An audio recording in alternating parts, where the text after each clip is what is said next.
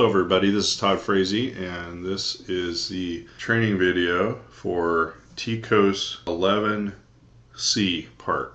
It's a milled part, and if you look at the TCOSE assembly, part 11 is made out of 3 components, so you should have modeled them as 3 components, and we labeled them 11A, B, and C. This is for the C part, which is a joint, and it hooks on the end of a connecting rod. So we're going to start off by opening our file. So you're going to go to the data panel and you're going to open your 11C model. And we'll go ahead and minimize this. Now you should be in design mode. I didn't design in any fillets or chamfers. If you did so, for machining purposes, it may be easier for you to suppress those in the history or roll back to prior to that. You can still program with them present, but it's easier to get your registration. So I would highly suggest you go down to the timeline and you can right click on the fillets, which hopefully are chamfers, which hopefully is your last feature in the tree, and you press suppress features. And what that'll do is it'll suppress it just for the moment. But you need to do this in modeling mode before you get into the machining mode. Okay, moving on.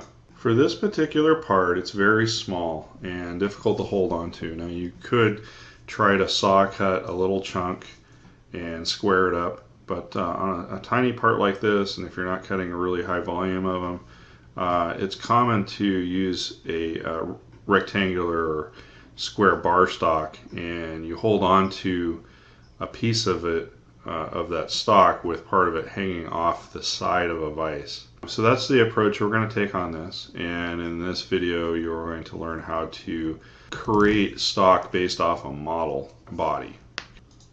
So before we start, you want to make sure you've renamed your model body under bodies. Open up the bodies tab, come down to the model and rename it 11C part, because we're going to create a second body that's just going to be the stock, and we want to be able to differentiate between them on this description tree. Okay, so the simplest way to do this is to make an extrude. So it doesn't really matter if your orientation matches mine on the way you modeled your part. We'll be changing that in the machining portion of it. But we want to be looking at this face that I'm highlighting here. It's the flat face with a hole in it.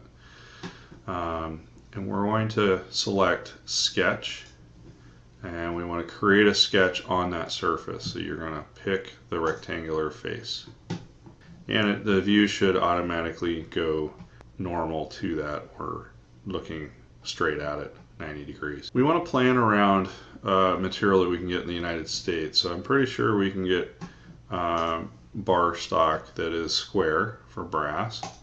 So we want to draw a square that's larger than our part. Now the next step, there's a couple ways you can constrain this as a rectangle. The way I prefer to do it is you should already have horizontal and vertical constraints forcing those sides to be horizontal and vertical. If we force 2 of the sides to be equal in length, it'll make sure that it's always a square no matter what dimension it is. So use the equal constraint and select one side and the other side, and you should get this little equal icon appearing. Now with that constraint in place, no matter what I do to this thing, the other 2 sides are forced to be the same length. Now let's put a dimension on this, and if you recall, we're working in metric, so we've got 11.5 roughly is what mine arbitrarily was. Okay, and let's change this to 3/8, which is 0.375, and you can type IN for inch, and it'll put in the decimal equivalent, so it's 9.525. Now we want to center this square on our stock. So the quickest way to do that, in my opinion, is to draw a line, construction line from corner to corner. You're going to left click, then right click on this line to make it a construction line. Now if we use the midpoint constraint, we should be able to pick on the midpoint of that line we just constructed and then pick on the origin if you modeled your part on the origin. If you did not, you can draw another line from corner to corner on your actual part and align to the center of that. Okay, so now we have our square centered around our part. Okay, now let's look at this in 3D and see what we're going to do. The distance between this edge and this top of the arc is about 9 millimeters. We want extra material on that side. So we're going to use an extrude command to extrude this out 9 millimeters in this direction. And then we want a fair amount of material to hold on to on the left side. So we're going to put 2 inches there, or 50.8 millimeters.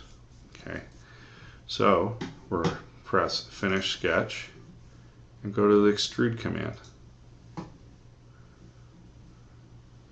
Okay, and we want to make sure that we have this selected on New Body, and if it changes, we want to switch it back to New Body. But our profile is going to be inside that square, inside the rectangle, and inside the circle. We're going to change the second parameter to 2 sides. So we're going to extrude in both directions, both sides of the plane we selected.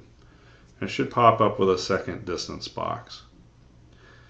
Now our first distance box, in the left direction, we want 2 inches. So you can type 2 IN and it'll put in the decimal equivalent. And in the opposite direction, we're going to put 10 millimeters. Now you notice it turned red automatically. It knows that you're doing a extrude and you're intersecting an existing body. So it changes the default to a cut. We want to actually change that back to New Body. This way it will make a separate entity. It envelops our other part, and we can play with the transparency settings so that you can see through the stock to see the model. Now we're going to select OK, and we should have created a new body. If we go up to the body folder, you see that you have the 11C part that's inside, and it may say body 1, 2, or 3 depending on how much modeling you're doing. At this point, we want to change the name of body 3 to something more descriptive. So let's call this stock. Okay, because that's what we're defining, is stock. Now that we're over there, we're going to right click on the word stock, and we're going to click down to opacity controls. And this allows you to make the component different levels of opaqueness and allowing you to see through the part. So let's say 50%. That gives us enough shading that we can see the difference between our stock and our actual part. Okay, now planning ahead that we're going to machine the model, but that we need to machine outside of the model to part the material off. We want to make sure that our cutter is coming clear and past. One method to do this is to create a sketch to drive toolpath around. You don't have to, but this is one method. So I'm going to show you how to define a sketch to drive toolpath across. So to do this, we want to sketch on the same plane that we made our sketch for the extrusion. Let's hide the stock body we just created. We'll be bringing that back up in a moment. But by hiding it allows us to select on the features of the part model. We're going to create a sketch. You're going to select on the flat face of the model itself. We don't want the default planes, we want the face of the model wherever you, whatever plane you modeled it in. And this is the rectangular face with a hole in it. Okay, and we're looking at this now normal. Now that we've done that, we can make our stock visible again. Okay, so we're drawing on a plane that's on the back of the part, but we have our stock showing. And we're going to create a couple lines. Oh, wrong icon. We're going to create a couple lines.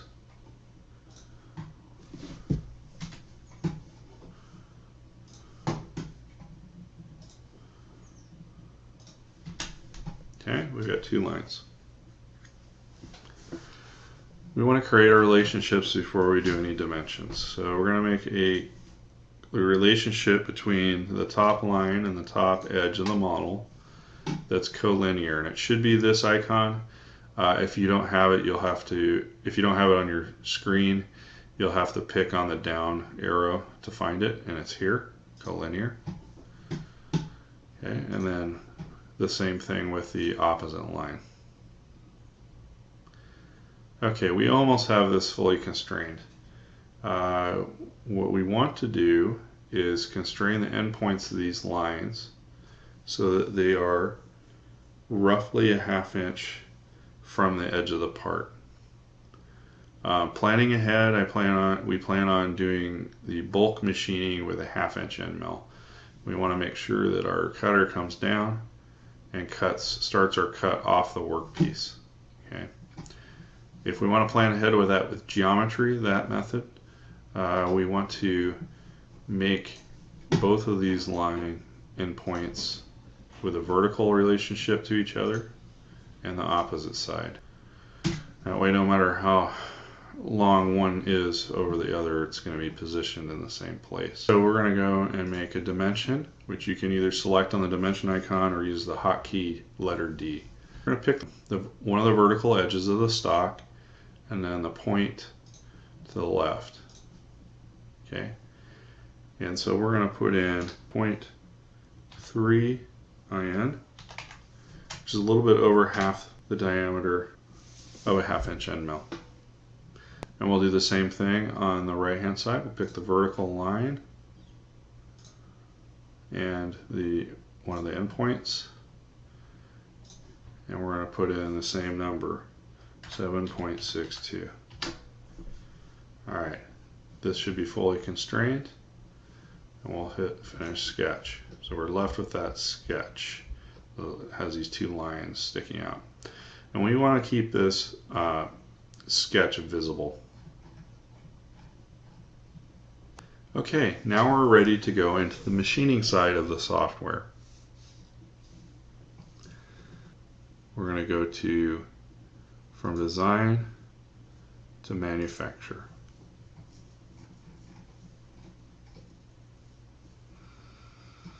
Okay, so in this case, we are going to make all 3 of our setups in order before we start making toolpath. So our order operations is going to be machining from this face. We're going to machine down through the stock to the face of the part. Then we're going to flip the part and machine down to that face and establish the hole in the outside profile. After we've established the outside profile, we will then cut off the back of this. We'll part the part to the right off from the stock. And then our third operation will be to place the same part vertically in a vise and establish this hole. And at that point, all of the stock will have been removed.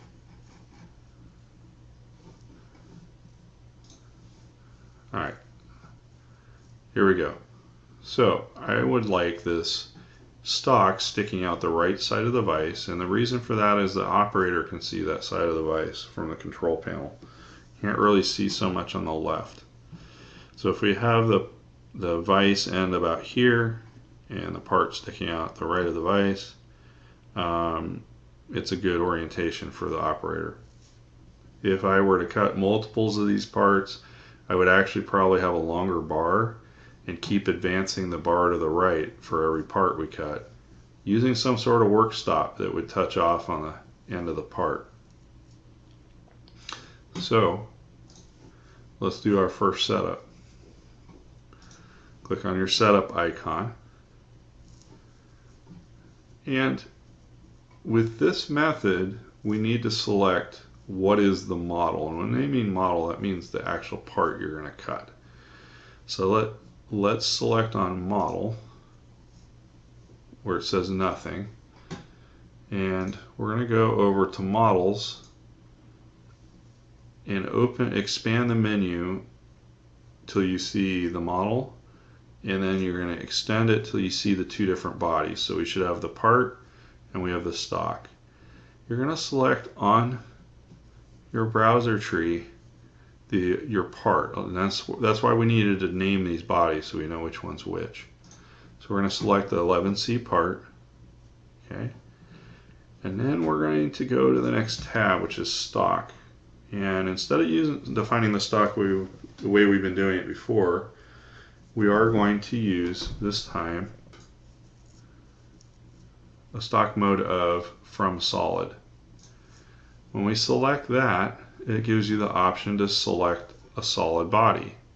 We go back over to the tree and we're going to select our model of the stock. Okay? And it should measure out 3/8 by 3/8 by whatever the length ended up in metric. We go back to the setup tab and we want to place our origin on this corner here, and we want X facing to the right and Y facing the opposite direction it is now in this example. Now you don't have to have your trihedron pointed the way it is right now, but this is how to manipulate that trihedron. We're switch from model orientation to Z-plane and X-axis. This allows us to pick something that would be normal to the Z-plane, which it already is in my case, so it didn't move, and then a direction that's in our X-axis, which would be this line here on the stock. Okay, nothing changed on my screen because my orientation was already correct for this setup, except for the X and Y arrows are pointing the wrong direction. So then at this point we select flip X-axis, and it should orientate the X-axis pointing right and the Y-axis pointing up. Now if you don't get the exact same results from the selections I've made, you need to play with these parameters until you have your trihedron facing the exact same way I have it in this screen before proceeding. When you're ready and that is lined up the way I have shown, you're going to go down to this origin and make sure it says stock box point and select the box that says box point so that we can select it. And we're going to select this right top corner of the stock. And the trihedron should move to that location. Now let's go to the post-process tab.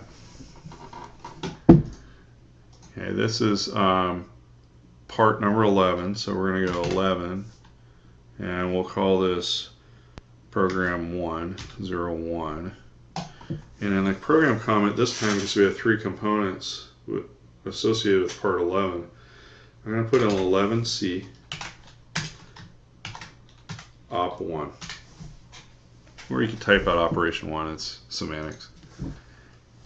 And our work coordinate system should be 1. At this point we can say OK, and we should have created our first setup. Make sure it's labeled setup 1. Now let's set up setup 2. We're going to rotate our part 180 degrees about the x-axis, which should orientate that opposite face facing up that we had in setup 1. We're going to create our second setup, and we're going to go through and we're going to go to stock, and we're going to change the mode to from solid. Again, we have this highlighted. It says stock solid nothing. Have that highlighted, and we're going to pick the stock off our tree. And now we go back to our setup tab, and we need to select the model from the browser tree. So that tells Fusion that one is stock and the other one's the model. If your trihedron needs to be reoriented, like mine does here, you're going to go to select z-axis plane and x-axis for model orientation. We'll select the top of the stock as what we want z to be normal to. The x-axis would be in a line with the longest axis of the stock, and in my case I'll have to hit flip axis to have the x and y coordinates in the proper orientation. We're going to use stock box points, and to select it you're going to select box point on the right, and we're going to select the same top right corner for our origin. Now we go to post process. We're going to call this program 1102. Program comment 11C op2 with a work coordinate system of 1. OK. Now for our third operation. Now for our third operation, we're planning to have this cut off from the stock. So the stock model becomes irrelevant for the third operation. So we will hide the stock by pressing the eye icon next to the word stock. And that's going to hide the model body we were using to define the stock with. We're going to set up, and let's go ahead and rotate the model how we would want it on the machine. Now in general you want the longest faces in contact with the jaws of the vise, and they run along the x-axis. So I'm going to orientate the model like shown, and then we're going to change the origin so the x-axis is in line with these long lines. Okay, so in this case we go to the stock tab, and our part's really already machined down to size. So we're going to go to the stock offset mode and say no additional stock. Or you could go based off solid and pick the model. Okay. Alright. Now we're going to go back to setup, and we're going to select select z-axis plane and x-axis again. Okay, so we want the z-axis going up and down. So with this selection you pick a plane that would be normal to the z-axis, and it should flip the z-axis normal to it. And then we select an edge that's in line with the x-axis. You could pick on this line, you could pick on an edge of the part, you can even pick on the axis gnome if you zoom in, if you zoom out enough that it's sticking outside of the part. So I want X in line with this line, and it flipped, in my case, the orientation exactly how I want it. If your x-axis arrow is pointing in the opposite direction, you need to select this flip x-axis option. Okay, we're going to use it doesn't matter whether this box says stock, box point, or model, because we've told it there isn't any more material than the model itself. And we select box point. And in this instance, we're going to pick the back left corner. And the reason being is when we load the part in this orientation, we want the stop on the left so it doesn't obscure the view of the operator. Okay, we're going to put it on this back left corner. Now, let's not forget to go to the post-process tab. We're going to call this 1103. Our program comments are going to be 11C op 3 with a work coordinate system of 1. Okay, we're going to select OK. Okay, so now we have all three of our setups there. We have setup 1 that's going to have the stock around it. So it will display the stock even though the stock body is hidden. And then we have setup 2 that also has that stock body around it, but the origin is moved. And then we have setup 3, which has the stock, pretty much just the part with the origin on the back left. Okay, so we're going to leave the stock body hidden. There's not a whole lot of reason to have it visible now. We've defined all the stocks for the operation. It was used as a tool. Alright, so now let's go to setup 1. You're going to rotate the part so that we're looking at it similar to the operator's position, with X going right to left, Y away from you, and Z facing up in this corner. Now, this first operation, we're really just doing one routine, and it's to machine down to the face I have highlighted. We're going to use a 1/2 inch end mill to relieve that material, and we need to cut past this line so that when our 1/8 inch end mill cuts on the opposite side of the line to part off, it doesn't have to cut through the material that was left by the 1/2 inch. So we're going to go to 2D contour. Okay, we're going to go and select our 1/2 inch flat end mill from the Titan library, which is tool number 2 on the Titan library.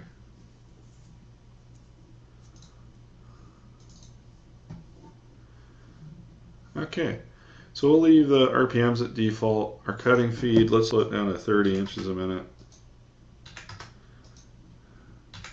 And 15 on the plunge and feed rates, ramp rates. Next tab, the geometry you're going to select is the line. Make sure the arrow is on the right side of the line. That's all we need on that tab.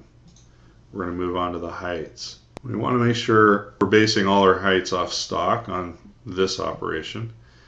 And our bottom height is going to machine down to the geometry we selected, which is this line here on the sketch plane.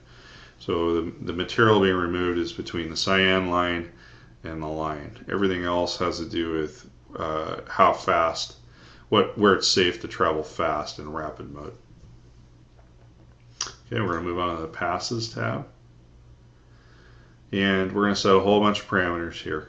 So we always want to climb cut with end mills. There are exceptions with slitting saws, but pretty much you want to climb cut anytime you can on a CNC machine. Okay, so we're going to change our compensation to wear, and we're going to scroll down until we get to roughing passes. Once we select roughing passes, it gives us the ability to put in a finishing step over. And 50 thousandths is a little much, so let's change that to 20 thousandths.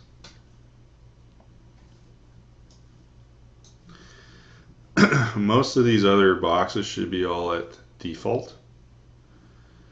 And we're going to do a maximum step over of 80% of the diameter of the cutter. That assures you full cleanup. So let's fire up our calculator here, and we have a 1/2 inch end mill, and we're going to multiply that by times 0.8, which is 80%, which gives us 400 thousandths, or 0.4, as our number. So the number that defaults to is a little high, so let's go 0.4. Smoothing deviation on the rough cut can be left alone. And I believe we're going to need to do 2 step overs to have full cleanup.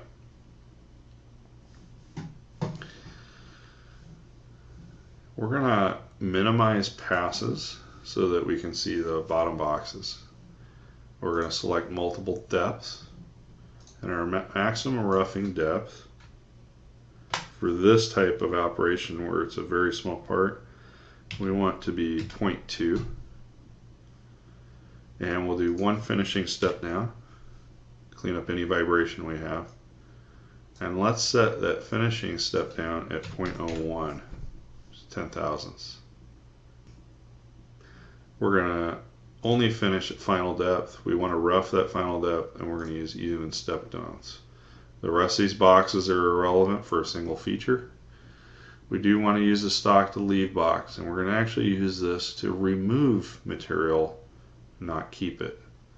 So on axial, which is in line with the z-axis, we're going to put 0 in that box. But on the radial axis, we want to put in a negative number in here that is larger than an 1/8 inch end mill. That way our 1/8 inch end mill has clearance when it cuts the parting move. This parameter will make us cut beyond the blue line by the amount we put in here as a negative value. So we're going to put in a negative 0.15. Okay, so an 1/8 inch end mill is 125 thousandths. So by putting in 150 thousandths, we're going to cut 25 thousandths wider than the cutter itself. That gives it some clearance for chips, gives it clearance for mistakes, and clearance for coolant. Typically I pick the smoothing option. This is a straight line, so we don't need the smoothing option on. If it was trying to calculate a curvature, that would be important. We're also only doing a rough and cut. So it probably won't make any difference whatsoever in this operation if that's checked or not. If you had a curvature you're following, it affects the number of points that follows the curve and can create more or less code depending on which way you go with the parameter. Okay, we're going to go to the linking tab, and we want to have the lead-in selected, and we actually don't want a horizontal lead-in radius for this. We've drawn geometry to give us that. We're going to have a lead-in sweep angle of 0 because we want to come in at the same angle as the line we drew. On linear lead-in distance, let's put 0.1. That allows the cutter compensation some room to turn on. And we want a vertical lead-in radius of 0, so if there's a number in there, put 0. Everything else, we're going to leave it default. We're going to select OK. And you should get several passes. And you should get several passes that move from right, from the near the screen and approach the line. And remember, this is the center line of the tool, so when you see this tool path, the edge of the tool is actually cutting past over here, and that's to give clearance for our 1/8 inch end mill. Let's simulate this real quick so you can visualize what's going on. And we're going to use the Simulate tab. Make sure that stock is visible. And I'll slow my speed down a little bit. Okay, and you're going to hit play. So we have a rough cut. Picks up.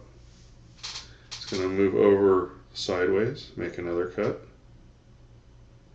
Pull up. It's going to move over and do a finishing rough cut. Another finishing cut.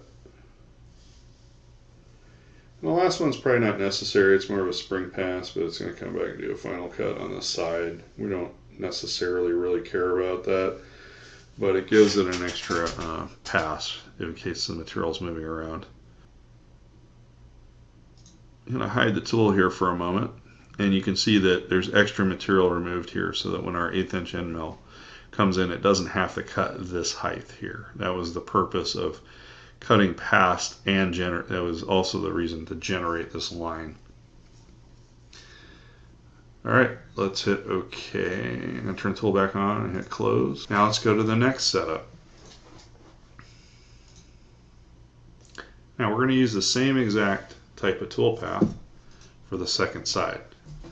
So let's go ahead and highlight the 2D contour we just made. And we're going to copy. We're going to select Setup 2.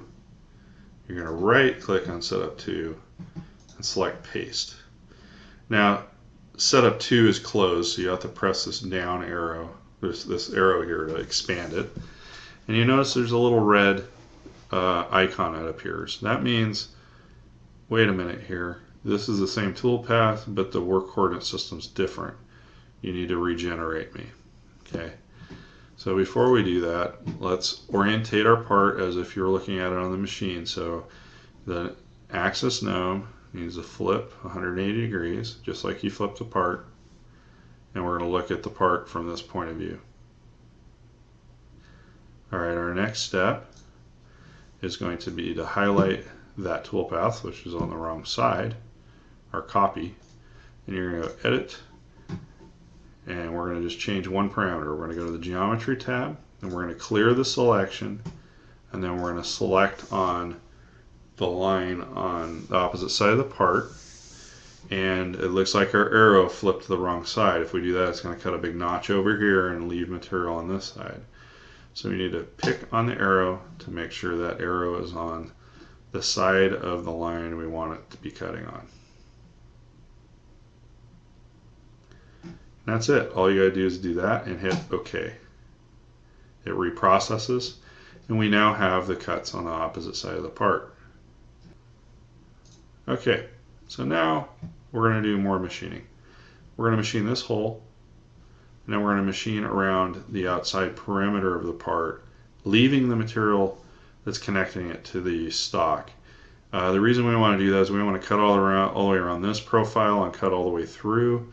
So there's not much deburring, but when we cut this backside edge, we want to leave a little bit of material on a part this small. It'll allow us to leave some flash there, and we'll break it off by hand and do some hand filing. Now if you're making hundreds of these, I would probably come up with a fixture and drill this hole on the first side and use that hole to hold the part down for all second ops. But even if we made a class full of these steam engines, this is the method I would do in low production. Alright, so make sure Setup 2 is highlighted, and then we are going to do a 2D contour. Now we could drill this, but we're going to do a 2D contour with our existing tool library, and we're going to use from the Titan library the 16th flat. Okay, and we're going to bump up our RPM. Let's go to 5,000 and 7 inches a minute on everything but the ramp and feed rate, which will be approximately half. I rounded it up to 4. We're going to go to our geometry. We want to select, at this point, we want to select the bottom of the hole, and we want to make sure the arrow is on the inside of the circle, which it is in my case. Move on to the next tab for heights, and we're going to leave the retract at stock top, but we're going to change our top height, where the machining starts, to model top. Okay, and that drops the start of that machining to the top of the model from the top of the stock. So we don't want to cut air because that's already been machined away. And then that'll move the feed height down proportionally. And our bottom height is going to be the bottom of the contour. We want to go a little bit past, so we're going to go negative 0.01 on that so that we cut all the way through the hole. Make sure we don't have a nasty burr on the other side. And now I'll move the passes. We're going to cut on the left. You're going to change compensation type to where. Alright, we're going to scroll on down here to rough passes. We're going to do a rough pass of 20 thousandths. And then a smoothing deviation of 4 is fine. We're going to do 2 roughing step overs. And now we have to remember to come back here and change our finishing step over, which is 0.005. It says step over, but that means a finishing cut. And remember, this box does not appear until you check the roughing passes box. It's invisible. We're going to do multiple depths. I'm going to minimize the passes part of the menu so we can see better. And on our step downs, let's do the same. We're going to be 0.02. And we'll do 1 finishing step down. And those step downs, that final finishing step down will be 5 thousandths. Okay, this cutter does not, you're not going to find a 16th end mill that can cut this height all in one shot. So we're going to have to do finishing and roughing passes on each level. So do not check this box here. We are going to rough the final step, and we're going to use even step overs. Leave the rest at default. And we do want to select the smoothing for this because it is a circle of 4/10. Moving on to the next tab, the linking tab. We've got our lead-ins. We'll leave those at default, and we want to take out the vertical lead-in. You really only use that in finishing on flat faces, large faces. We're going to leave everything else at default, and hopefully it will just work. And there we go. So we've got a rough cut, another rough cut, and then a finished cut. Now the reason we're doing 2 rough cuts is this cutter's small enough that it could leave a little plug in the center, and that can damage the surface or damage the cutter. So it's really acting more like a pocket command using the roughing, the contour command. Okay, so now we're ready to machine the outside profile of this part. We're going to use an 1/8 inch end mill for that. You should have created that in a separate assignment, and if you haven't, go back and watch the video on how to create a tool, and we'll be using the 1/8 inch end mill that was in that video. Okay, we're going to go, you want to make sure you have setup 2 highlighted. We're going to go to 2D contour, and I'm going to rotate the view because I want to see where the end mill would be starting. And we need to select our 1/8 inch end mill, which should be tool 17. And if you built it correctly to the video, you should have all the defaults for feeds and speeds. They should look like what's reflected on the screen now. So we'll skip to the next line, which is geometry. And we're going to select a contour. Now we want to machine from this corner to this corner, but we don't want to part it off from the stock just yet. Otherwise we'll have it vibrating around this last cut. So I'm going to show you one of the 2 selection methods. You can either hold the Alt key down and select the branches you want, or you can select the profile, which at first it looks like it's getting the whole thing, but you select on it again, and if you see on lower right, some icons appeared on the screen. What the default is to loop. If you want to do a partial loop, you move your cursor over and select Open Contour. I want that contour, and whatever you selected will still be highlighted. And this allows you to highlight additional segments that you want to include. So I picked the arc and this other line, and they should be highlighted in light blue. And when you're done selecting, you press the plus button. And as you see, it's only selecting the portion of the profile that I want. You want to make sure your arrow is on the correct side, which it is. And we move on to the next tab. We're going to leave everything at default except for we're going to change this top height from stock top to model top. We've already machined off this face, so we don't need to cut air with this cutter. It's already been removed. And we're going to cut a little bit past this edge to hopefully clean up any burr that might be there. So we're going to go negative 0.01. We're going to go 10 thousandths deeper. Now let's move on to the passes. We need to set our compensation type to wear. The rest of these should be at default until we check roughing passes. Once we select roughing passes, we want to come up here and set a finishing step over, and we're going to set that at 0.01, 10 thousandths. We come back down to the roughing passes, and we want 80% of the diameter of the cutter. So if we take an 1/8 inch, which is 0.125, and multiply that times 0.8, 80%, that gives us 0.1, which is 100 thousandths. 0.1 for our maximum step over. Smoothing deviation of 4 thousandths is fine, and 1 step over is fine. We do want to do multiple depths. I'm going to hide the passes for now so we have more room to see. Our maximum step down.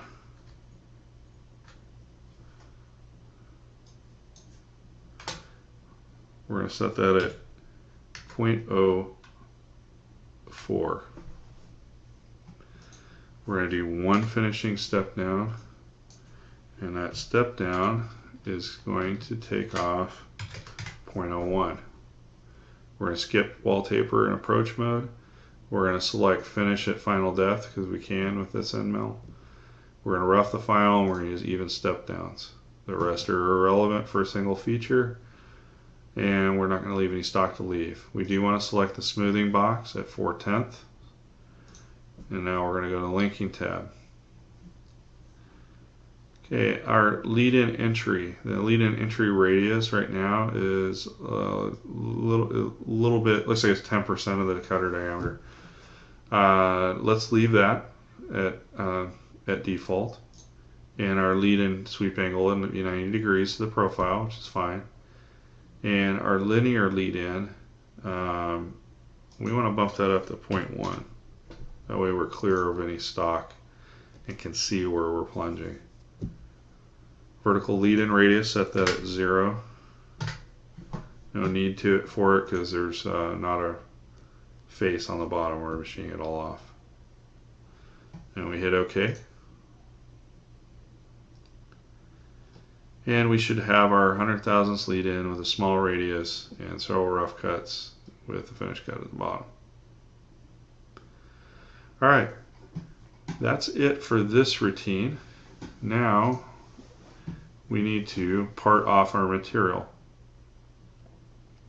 So this is the operation that's going to separate the part from this big stock we have here. We're going to use the 1/8 inch end mill again. So let's right click on the 1/8 inch end mill routine we used and duplicate. Now we're going to highlight the duplicate. We're going to right click on that and edit. And we're just going to change a few parameters. First page stays the same. The geometry is definitely going to change. Select this line we used for the 1/2 inch end mill. This will make sure it follows the same path and has the same amount of lead in. We want to cut on the left side of the line, and which mine is defaulting the correct side. We'll go to heights. We're going to leave everything at default at the top, but we are going to go to stock top. We're doing that just as a precaution in case this end mill cuts a little bit of material on the left into the stock. Shouldn't, but just in case. Now instead of cutting 10 thousandths extra on the bottom, we're actually going to leave 0.02. So it's going to leave 20 thousandths of material to leave the part connected at the very end. Now we're going to go to passes. Now this part is going to be a lot more flimsy with it being parted off. So for the maximum step over, we're going to leave it the same. But on our finishing step over, we're only going to leave 5 thousandths for the finish pass to remove. Then we're going to scroll down,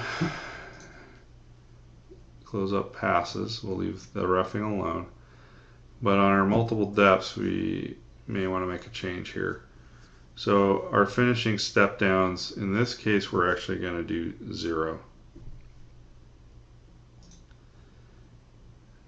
And we will finish at final depth and rough it, but we're not going to do that one last finishing step down. And the reason for that is it will probably vibrate at the last pass, so we want to make sure we're not overdoing it with it only hanging on to 20 thousandths over here.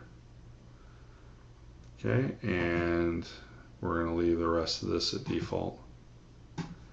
Now we move over to the linking tab, and we're not going to do a horizontal lead in at all. Well, horizontal lead in radius. We're going to come in at 0. We're going to come at the same angle as the line. And our linear lead in distance of 100 thousandths is fine. Vertical lead in should be 0. Let me hit OK. And we should get a lead in with a roughing cut and a finishing cut. All right.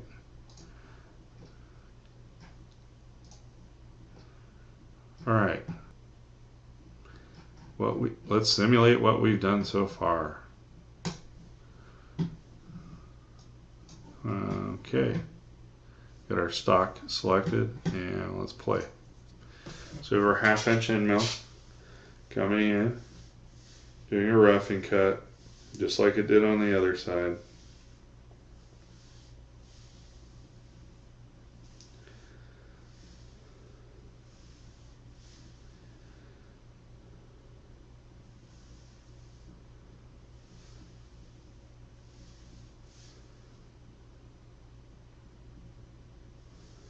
Our 16th end mill is coming down and machining in the hole.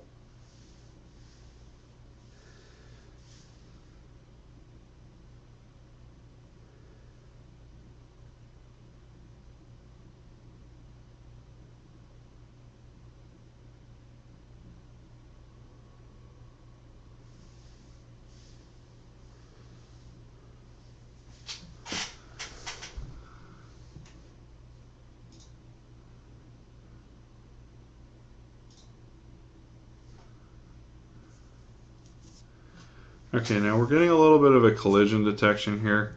That's because we didn't modify the 16th end mill to be one that was long enough. If you were to really cut this part, you would have to put it in a different end mill than what's in the Titan library that has a higher cutting distance. So we have our 1/8 inch end mill now coming in, doing its roughing cuts. And then it should be coming back now to do the finish cut.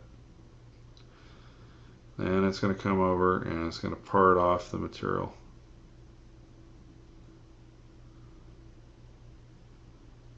And as you see, we did have enough clearance, so we probably could have run this a little faster. It would have cut out one pass by setting this at model top.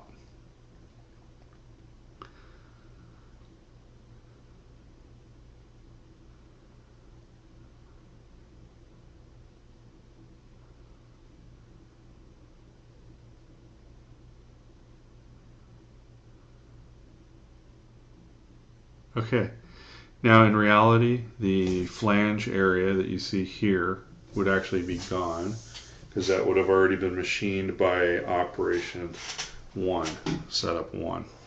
Okay, we're done simulating. Now let's move on to our last operation.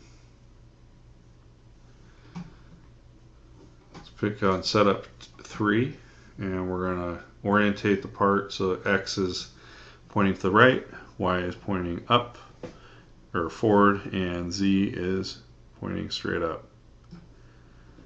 Now we can probably cut this hole with the same routine we used to cut this hole, or at least similar parameters. So let's go, and that was tool number 5. Let's highlight it in setup 2, right click. We're going to copy this time. Select setup 3, right click, and then we're going to paste. That puts it inside the folder for setup 3. Now we can expand the setup, and again we get our warning. And we need to change some parameters anyway to regenerate. So we're going to left click on the routine, and we're going to go up and we're going to edit the routine. Everything on the first tab stays at default. On the geometry tab, we deselect the geometry we used, and then we're going to select the new geometry, which is the bottom of this hole, ensuring that the arrow is on the inside of the hole. We move on to heights. We can leave all of these at default. The stock is the model, so it doesn't matter whether it says model top or stock top. The heights are the same. It's going to cut from the top of the model to the bottom of the hole. Now in this case we do not want to go deeper, so we want to put in 0 instead of negative 10 thousandths, or you're going to make that flat bottom hole too deep.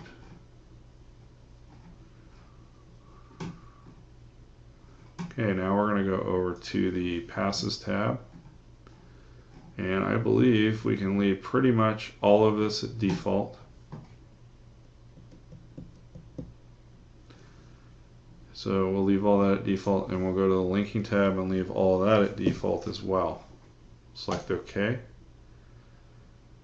and we've got our cuts. Now this is a shallower hole, so we probably won't get the warnings on simulation for this one. So let's go ahead and simulate what we've done. Pick on the simulate tab, make sure it's showing the stock, and go ahead and simulate.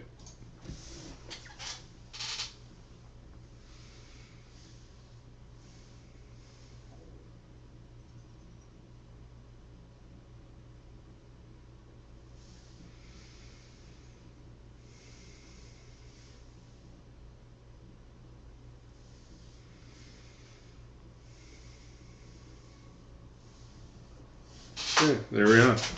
You're done. So we've now completed the 3 programming steps to make the Titan 11C.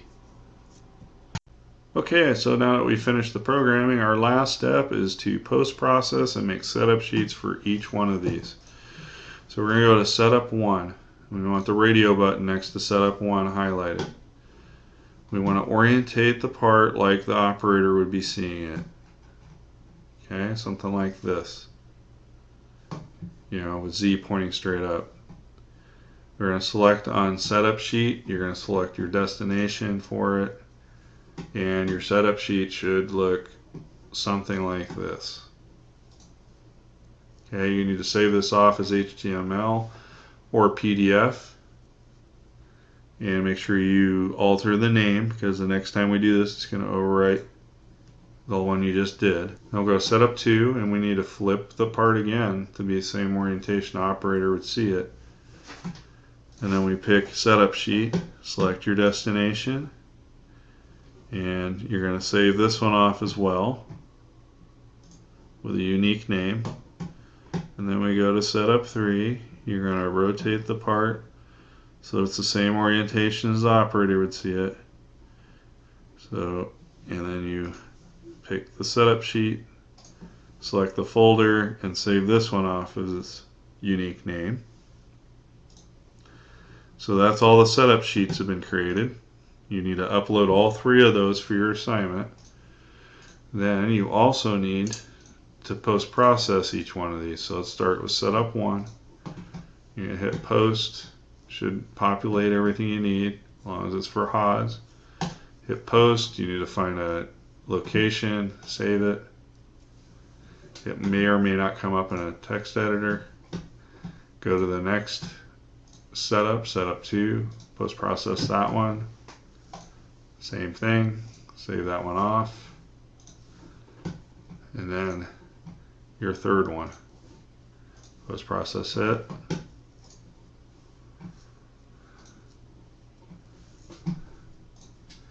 So you should be uploading in Canvas a total of 6 files, 3 setup sheets and 3 discrete programs. The setup sheet and the post-processing depends on what you have highlighted.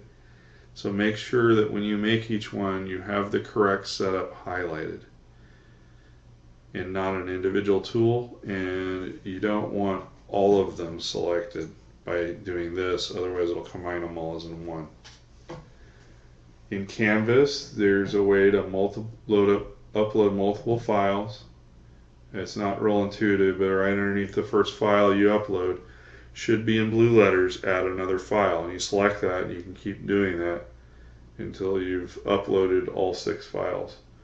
It'll be a lot easier on me if you do it in one Canvas transaction. Otherwise, I get separate submissions that I have to go through to grade. So I ask for your cooperation on that. And I hope you liked the video, and I'll catch you on the next one.